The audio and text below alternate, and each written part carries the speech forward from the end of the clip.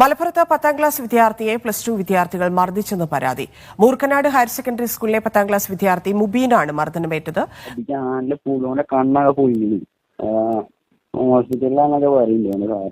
അവന്റെ കണ്ണൊക്കെ അങ്ങോട്ട് പോയിരിക്കുന്നു. ഹോസ്പിറ്റലാണെന്ന് ആരൊക്കെ പറയുന്നുണ്ട് എന്നുള്ളത്. 10ാം ക്ലാസ്സുകാരനെ +2കാരൻ അടിച്ചതാ. എന്തിനാണെന്നറിയോ? മുന്നേ എപ്പോഴും ഉണ്ടായ ഒരു ചെറിയ കശപിശക്കി, അതിനാണ് അടിച്ചത്. ചെക്കനെ ശരിക്കും അടിച്ച് പരത്തിയിട്ടുണ്ട്. ഇപ്പൊ ഷഹബാസിന്റെ കേസിൽ ഇന്ന് ആ ഒരു പ്രതികൾക്ക് ജാമ്യം നിഷേധിച്ച് നിങ്ങൾ അറിഞ്ഞിട്ടുണ്ടാവും. അതിന് കോടതി പറഞ്ഞ വാക്ക് എന്താണെന്നറിയോ? ഇവരെ പുറത്ത് വിട്ട് കഴിഞ്ഞിട്ടുണ്ടെങ്കിൽ ക്രമസമാധാനം പ്രശ്നമാണ് എന്നുള്ളതാ. ഇവരെ പുറത്ത് വിട്ട് കഴിഞ്ഞാൽ ഇവർ വൃത്തികെട്ട പരിപാടികൾ ഇനിയും ചെയ്യും എന്നുള്ള കോടതിയുടെ വിശ്വാസം തന്നെയാണ് അവർക്ക്.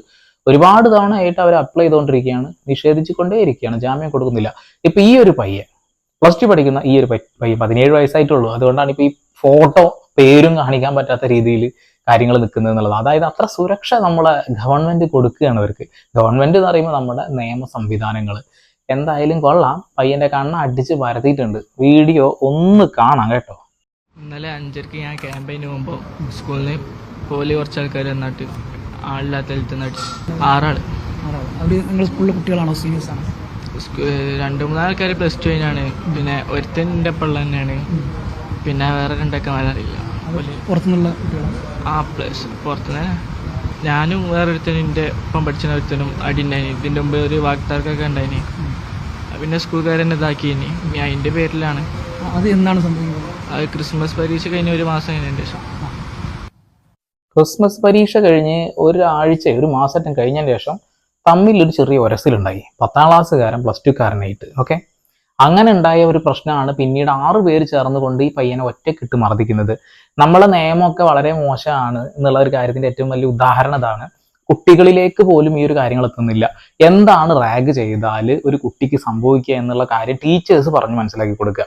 അതുകൂടാതെ തന്നെ ഇങ്ങനെയുള്ള കാര്യങ്ങൾ ഒരിക്കലും ചെയ്യരുത് എന്നുള്ള ക്ലാസ്സുകൾ കൊടുക്കുക. അങ്ങനെ ചെയ്ത ഒരാളെ സ്കൂളിൽ നിന്ന് തന്നെ എന്ത് ചെയ്യണം എന്നറിയോ? ഡിസ്മിസ് ചെയ്തിട്ട് മാതൃകയാവുക. അത് മാതൃകയാവുമ്പോൾ കുട്ടികൾക്ക് മനസ്സിലാവും, എന്തെങ്കിലും പ്രശ്നം ഉണ്ടായി കഴിഞ്ഞാൽ നമ്മളെ സീറ്റ് പൂട്ടാ, പിന്നെ നമുക്ക് എവിടെയും പഠിക്കാൻ പറ്റൂലട്ടാ എന്നുള്ള ഒരു കാര്യം തോന്നിയാൽ മാത്രമേ. ഈ കുട്ടികളുടെ ഒക്കെ ഒരു പ്രത്യേകത ഇതാണ്. ഇത് സിമ്പിളാണ്. ഒരു തല്ലുണ്ടാക്കിയപ്പോൾ എന്ത് സസ്പെൻഷൻ ആയി കഴിഞ്ഞ് വീണ്ടും കയറും എന്നുള്ള തോന്നല. ആ തോന്നൽ മാറണം. ആ തോന്നൽ മാറണം എന്നുണ്ടെങ്കിൽ എന്ത് ചെയ്യണം? നടപ്പിലാക്കേണ്ട ഒരുപാട് നിയമങ്ങളുണ്ട്. അത് നടപ്പിലാക്കുക തന്നെ വേണം. അത്രേ പറയുന്നുള്ളൂ. എന്തായാലും കൊള്ളാം. കുറച്ചും കൂടി ഉണ്ട്. ഈ പയ്യൻ അടി കൊണ്ട പയ്യൻ കുറച്ച് കാര്യങ്ങൾ കൂടി പറയുന്നുണ്ട്. ഇത് കാണുമ്പോൾ, ഇത് കേൾക്കുമ്പോൾ എനിക്ക് ഷഹബാസിന്റെ ആ ഒരു കാര്യങ്ങളാണ് ഓർമ്മ വരുന്നത്. ഈ വാർത്ത കേൾക്കുമ്പോൾ തന്നെ മനസ്സിനുള്ളിൽ ഒരു ആദി ഉണ്ട് എന്നുള്ളതാണ്.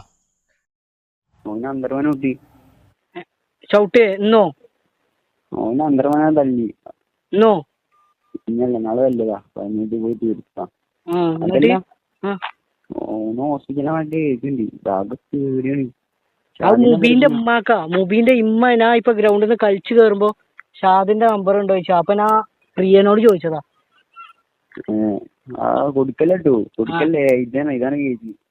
എത്ര പ്രശ്നം ഇത് അടിച്ചോ? കണ്ണൊക്കെ പോയി. ഹോസ്പിറ്റലിലാന്നൊക്കെ പറയില്ലേ സാറ്. ഞാൻ വിളിച്ചോട്ടെ? വിളിച്ചില്ല. ഇജ്ജോണ്ട് പറയലോ, ആരോടും പറയലോ. അറിഞ്ഞിട്ടില്ല. ആരും അറിഞ്ഞിട്ടില്ല. ലോകം മൊത്തം അറിഞ്ഞിട്ടുണ്ട് പൊന്നു മോനെ. ആരും അറിഞ്ഞിട്ടില്ല കേട്ടാ. ഇവന്റെ നമ്പർ ചോദിച്ചിട്ട് ഈ ഹോസ്പിറ്റലിൽ കിടക്കുന്ന പയ്യന്റെ ഉമ്മ ചോദിച്ചത്രേ. ആ ഒരു സമയത്ത് ഇവന്റെ നമ്പർ കൊടുക്കല്ലേ, എന്റെ നമ്പർ ആരും കൊടുക്കല്ലേ, ആരും അറിയാത്ത വിഷയമാണ്. അവന്റെ കണ്ണ് ഞാൻ അടിച്ച് പെട്ടച്ച് റെഡി ആക്കിയിട്ടുണ്ട്. അവൻ ആശുപത്രിയിലാണ് കേൾക്കുന്നത്. പേടിച്ചിട്ട് പാടില്ല എന്നുള്ളത്. ആ പേടി അവന്റെ ജീവിതത്തിൽ ഒരിക്കലും മറക്കാത്ത രീതിയിൽ ആ സ്കൂൾ അധികൃതരെ ഒന്ന് തീരുമാനം എടുത്താൽ മതി. അതായത് ഇനി പഠിക്കണ്ട എന്നുള്ളൊരു തീരുമാനം. പലപ്പോഴും നമ്മൾ വിചാരിക്കുന്ന ഒരു കാര്യം എന്ന് വെച്ചിട്ടുണ്ടെങ്കിൽ, ആ ഒരു പയ്യന്റെ ഉപരിപഠനമാണ് നമ്മൾ നശിപ്പിക്കുന്നത്, ഒരു ചെറിയ തെറ്റ് പറ്റിയതില്ല എന്നുള്ളത്. ഇങ്ങനെ ഒരാൾക്ക് ഒരു അവസരം കിട്ടുകയാണ്, ഇങ്ങനൊരു സംഭവം സംഭവിച്ചു, അവനെ വെറുതെ വിട്ടു എന്ന് കൂട്ടുക. നാളെ ഇതൊരു പാഠമാണ്. അതായത് അയ്യോ അവനെ വെറുതെ വിട്ടു, നമ്മളെയും വെറുതെ വിട്ടും. ഇതൊരു പാഠമാണ്. നമുക്ക് ഷഹബാസിന്റെ വിഷയത്തിൽ കണ്ടില്ലേ, ആൾക്കൂട്ട മർദ്ദനത്തിൽ ഒരാൾ ചത്തു കഴിഞ്ഞാൽ ഒന്നും സംഭവിക്കാൻ പോകുന്നില്ല എന്നല്ലേ പറഞ്ഞത്. അതുപോലെ തന്നെ ഇവിടെ എന്ത് ചെയ്യണം? ഇവിടെ ഒരാളുടെ പഠിപ്പങ്ങോട്ട് ഇല്ലാണ്ടാക്കിയാൽ മതി. കുറച്ച് കഴിയട്ടെ, 1 കൊല്ലം കഴിഞ്ഞിട്ട് നീ പഠിച്ചാൽ മതി എന്ന് പറഞ്ഞിട്ട് ഒരു ബ്രാൻഡ് കൊടുക്കുക. 1 കൊല്ലത്തിന് എവിടെയും ചേർക്കാതിരിക്കുക. അപ്പൊ ആള് പഠിച്ച് മനസ്സിലാക്കിക്കോളൂ, ഇത് ഇങ്ങനെ ചെയ്താൽ ഇങ്ങനെ പ്രശ്നം കിട്ടാന്നുള്ളത്. ഇത് കണ്ട് മറ്റുള്ള കുട്ടികളും പഠിക്കും. അത്ര തന്നെ. എന്തായാലും കൊള്ളാം. 6 പേര് ചേർന്നിട്ടാണ് ഈ പയ്യനെ അടിച്ചിട്ടുള്ളത്. എങ്ങനെയാണ് എന്താണ് ചെയ്തത് എന്നുള്ളതും കൂടി ഒന്ന് കാണാം. സ്കൂളിലെ സ്പോർട്സ് പരിശീലനത്തിന് പോയതായിരുന്നു ഈ വിദ്യാർത്ഥി. ആ പരിശീലനം കഴിഞ്ഞ് വരുന്നതിനിടെ ഒരു ഒഴിഞ്ഞ പ്രദേശത്ത് വെച്ചായിരുന്നു ഇത്തരത്തിൽ വിദ്യാർത്ഥിയെ ക്രൂരമായി മർദ്ദിച്ചത്. കല്ലുകൊണ്ട് മുഖത്തും കണ്ണിനുമെല്ലാം ഗുരുതരമായി പരിക്കേൽപ്പിക്കുന്ന ഒരു സാഹചര്യമായിരുന്നു. തുടർന്ന് വിദ്യാർത്ഥിയുടെ മറ്റൊരു സുഹൃത്ത് ഇതുവഴി വന്നപ്പോഴാണ് ഇത്തരത്തിൽ ക്രൂരമായി മർദ്ദനം അറിയുന്നത്. തുടർന്ന് ഈ വിദ്യാർത്ഥിയെ ആ സുഹൃത്ത് വീട്ടിലേക്ക് കൊണ്ടുപോവുകയും അവിടെ നിന്ന് പിന്നീട് ആശുപത്രിയിലേക്ക് മാറ്റുകയുമാണ് ഉണ്ടായത്. ഇപ്പോൾ ഈ കുടുംബം ഈ വിദ്യാർത്ഥിയും ഒക്കെ അരീക്കോട് പോലീസിൽ പരാതി നൽകിയിട്ടുണ്ട് എന്നുള്ളതാണ്. ഓക്കെ, എന്തായാലും കല്ലുകൊണ്ടും മറ്റുള്ള ആയുധങ്ങൾ ഉപയോഗിച്ചുകൊണ്ടാണ് പയ്യനെ തല്ലിയിട്ടുള്ളത്. നമ്മളൊക്കെ സ്കൂളിൽ പഠിച്ചതാണ് കേട്ടോ. നമ്മളെ സ്കൂളിലൊന്നും ഇങ്ങനെയുള്ള തല്ലും കാര്യങ്ങളും ഉണ്ടായിട്ടില്ല എന്നുള്ളതാ. നമ്മളൊക്കെ തല്ല എങ്ങനെയാണെന്നറിയോ? ഒന്ന്, നമ്മൾ സ്പോർട്സും ആർട്സും വരുമ്പോൾ മോനെ നിങ്ങളുടെ ക്ലാസ്സിനെ ഞങ്ങൾ തോൽപ്പിക്കും, ആ ഒരു സാധനം വെച്ചിട്ട് ആർട്സ് ലെവലും സ്പോർട്സ് ലെവലുള്ള മത്സരങ്ങൾ സ്കൂളുകളിൽ നടക്കാറുണ്ട്. അത് ഞങ്ങളുടെ കാലഘട്ടത്തിൽ 90s കിഡേ ഞങ്ങൾ അങ്ങനെയാണ്. ഈ 2Kയുടെ കാര്യം നമുക്ക് എങ്ങനെയാണെന്ന് നമുക്ക് ഏകദേശം അറിയാമല്ലോ. അപ്പൊ നമ്മൾ എന്താ ചെയ്യുക, അടുത്ത ഒരു രസമാണത്, ഒരു മത്സരമായിട്ട് എടുക്കുക കാര്യങ്ങൾ. പിന്നെ കുറച്ച് ബുദ്ധിയുള്ള കുട്ടികൾ പഠിപ്പ്, നമ്മുടെ ക്ലാസ്സിലെ കുട്ടികൾ എല്ലാവരും അടിപൊളിയായിട്ട് പഠിക്കണം, മറ്റുള്ള ക്ലാസ്സിനെ തോൽപ്പിക്കണം. അതായത് ABCD അങ്ങനെ ഡിവിഷൻസ് ഉണ്ടാവുമല്ലോ. ഈ ഡിവിഷൻസിലെ Aയിൽ എപ്പോഴും നല്ല കുട്ടികൾ, നല്ല പഠിക്കുന്ന കുട്ടികൾ വന്ന് പെടാറുണ്ട് എപ്പോഴും. അപ്പൊ നമ്മൾ Cയിലൊക്കെ കിടക്കുന്ന കുട്ടികളാണെന്നുണ്ടെങ്കിൽ നമുക്ക് നമുക്കത് A ആക്കണം, ഇവരെ തോൽപ്പിക്കണം എന്നുള്ള ധാരണയിൽ മത്സര പഠനങ്ങൾ നടക്കുന്ന ഒരു കാലം ഉണ്ടായിരുന്നു പണ്ട്. ഈ C മാർക്കൊന്നും നമ്മൾ പഠിക്കുന്ന സമയത്തില്ല. ഏകദേശം ഞാൻ 9ൽ എത്തുമ്പോഴാണ് തോന്നുന്നത് ഈ C മാർക്കൊക്കെ വരുന്നത്.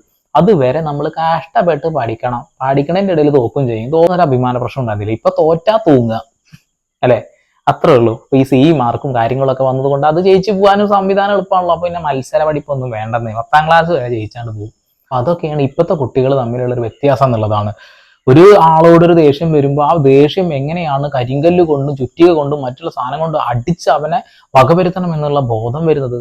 ആ ബോധമാണ് നമ്മൾ തകർക്കേണ്ടത്. രക്ഷിതാക്കൾ കൃത്യമായിട്ട് ഇടപെടൽ നടത്തണം, അധ്യാപകർ ഇടപെടൽ നടത്തണം.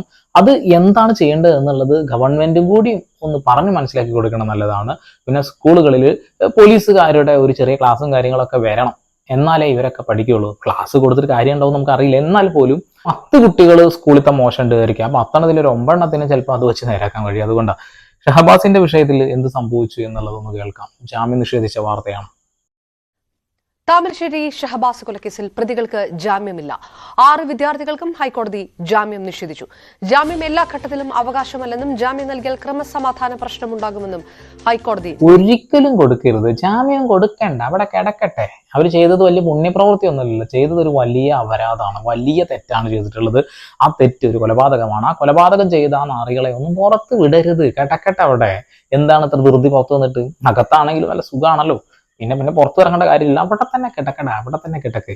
അവരെ പരീക്ഷ എഴുതിക്കാനുള്ള ധൃതിയൊക്കെ നമ്മൾ കണ്ടതല്ലേ. എന്തിന് ഇവരെ കണ്ട് പരീക്ഷ എഴുതിച്ചിട്ട് എന്താ ഗുണമുള്ളത്? ഇപ്പോ കഴിഞ്ഞ ദിവസമാണ് തോന്നുന്ന ഒരു വാർത്ത കേൾക്കുന്നത്. ഒരു വീട്ടിലെ മുഴുവൻ അംഗങ്ങളെയും വെട്ടിക്കൊന്ന ഒരു നാറി ഉണ്ടായിരുന്നു. ആ നാറിക്ക് തൂക്കിക്കൊല്ലം വിധിച്ചതാ. അത് തൂക്കിക്കൊല്ലലൊക്കെ കുറച്ചിട്ട് ജീവപര്യന്തമാക്കിയിട്ടൊക്കെ ഒന്ന് വിട്ടുകൊടുത്തിട്ട് പരോളിൽ ഇറങ്ങാനുള്ള സംവിധാനങ്ങളൊക്കെ ഒരുക്കി കൊടുത്തിട്ടുണ്ട്. ജയിൽ എന്ന് പറയുന്നത് എന്തിനാണെന്ന് അറിയും? ജയിൽ എന്ന് പറയുന്നുണ്ടെങ്കിൽ ഒരു കുറ്റവാളിയെ നേരാക്കി പുറത്തു വിടാനുള്ളതാണ്. അത് 10 എണ്ണത്തിനെ കൊന്നു കഴിഞ്ഞാലും അവൻ നല്ല നടപ്പാണ്, ഇങ്ങനെയൊക്കെ നടന്നു കഴിഞ്ഞാൽ അവനെ പുറത്ത് വിടുന്നല്ല അതിന്റെ അർത്ഥം. അപ്പൊ ഇതൊക്കെ തെറ്റായിട്ടുള്ള ഒരു സന്ദേശമാണ് നമ്മുടെ സമൂഹത്തിലേക്ക് കൊടുക്കുന്നത്. വിദ്യാർത്ഥികളുടെ ഇടയിൽ ഉണ്ടാവുന്ന ഇത്തരം പ്രശ്നങ്ങളെ പരിഹരിക്കേണ്ട രീതികളൊക്കെ മാറേണ്ട സമയം അതിക്രമിച്ചിരിക്കുന്നു. ഈ സ്കൂളിൽ നിന്ന് ഈ ഒരു പയ്യനെ ഡിസ്മിസ് ചെയ്യുകയും 1 വർഷത്തേക്ക് പഠിക്കാൻ കഴിയാത്ത രീതിയിലെങ്കിലും ആക്കിക്കാനുള്ള സംവിധാനങ്ങളാണ് ഉണ്ടാക്കേണ്ടത്. ഒരു കയ്യബദ്ധം കൊണ്ട് എന്തെങ്കിലും സംഭവിക്കുന്നത് പോലെയല്ല. ഇത് മനഃപൂർവ്വം പ്ലാൻ ചെയ്ത് ആ പയ്യൻ സ്കൂളിൽ നിന്ന് വരുന്ന സമയത്ത് ആളൊഴിഞ്ഞൊരു സ്ഥലത്തിട്ടിട്ട് 6 പേര് ചേർന്നുകൊണ്ട് മർദ്ദിക്കുക. ഈ 6 പേരെയും കൃത്യമായ ഒരേ നടപടി തന്നെയാണ് സ്വീകരിക്കേണ്ടത്. ഇനിയും ഇങ്ങനെയുള്ള വാർത്തകൾ കേൾക്കാതിരിക്കട്ടെ. ഷഹബാസിനെയാണ് എപ്പോഴും ഇത്തരം വാർത്തകൾ കാണുമ്പോൾ ഓർമ്മ വരുന്നത്. അതുകൊണ്ടാണ് ഞാൻ ഈ വീഡിയോ എടുത്ത് ചെയ്തത്, വേറെ ഒന്നും കൊണ്ടല്ല. പരമാവധി ഷെയർ ചെയ്യുക. നിങ്ങളെ മക്കൾ ഇങ്ങനെ ഒരു തെറ്റിലൊക്കെ പോകുന്നുണ്ടെന്നുണ്ടെങ്കിൽ ഇത്തരം വീഡിയോസും അവരൊക്കെ ഒന്ന് കാണിക്കുക, അവരൊക്കെ ഒന്ന് ബോധവൽക്കരണം നടത്തുക. നമുക്ക് പറയാൻ പറ്റൂല, നമ്മളെ വീട്ടിൽ നമ്മളെ കുട്ടികളെ വൃത്തിയിലൊക്കെ നടക്കുന്നുണ്ടാവുക, ഒരു പ്രശ്നമില്ലാതെ. പക്ഷെ സ്കൂളിൽ പോയി കഴിഞ്ഞാൽ സ്വഭാവം മാറാനുള്ള സാധ്യതയുണ്ട്. കാര്യങ്ങളൊക്കെ നമ്മൾ പറഞ്ഞ് മനസ്സിലാക്കി കൊടുത്തിട്ട് ഈ രീതിയിലേക്ക് കൊണ്ടുവരാനുള്ള ശ്രമങ്ങൾ നടത്തുക. ഓക്കെ, പരമാവധി ഷെയർ ചെയ്യുക. താല്പര്യം ഉണ്ടെങ്കിൽ കൂടെ. വീണ്ടും വരെ പുതിയ വാർത്താ വിശേഷങ്ങളുമായി സന്ദീപ് പോൾ സൈനിങ് ഓഫ്.